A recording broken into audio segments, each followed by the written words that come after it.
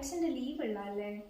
നാളെ ലീവില്ല, നാളെ മീറ്റിംഗ് നടന്നേ പറ്റുള്ളൂ. നാളെ സർക്കാർ പൊതുവധി പ്രഖ്യാപിച്ചതാണല്ലോ. എല്ലാരും വോട്ട് ചെയ്യാൻ പോകാനുള്ള തയ്യാറെടുപ്പില്ല മാഡം. നാളത്തെ പ്രൊജക്ട് മീറ്റിംഗ് ഒന്ന് ക്യാൻസൽ ചെയ്തൂടെ മാം? അതൊന്നും പറ്റില്ല.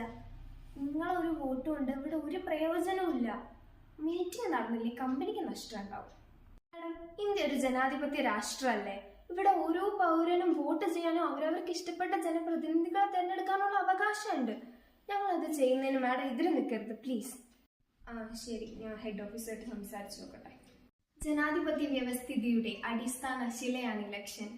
ജനങ്ങൾക്ക് ഭരണാധികാരികളെ തിരഞ്ഞെടുക്കുവാനും നയരൂപീകരണത്തിൽ പങ്കാളികളാകുവാനും ഇത് അവസരമൊരുക്കുന്നു. ഭരണ സംവിധാനത്തെ ശക്തിപ്പെടുത്തുന്നതിനും വികസന പ്രവർത്തനങ്ങൾ തീരുമാനിക്കുന്നതിനും ഓരോ വോട്ടും നിർണായകമാണ്. നമുക്ക് ലഭിച്ച ഈ ഒരു അവസരം നമുക്ക് ഓരോരുത്തർക്കും ശരിയായി വിനിയോഗിക്കാം.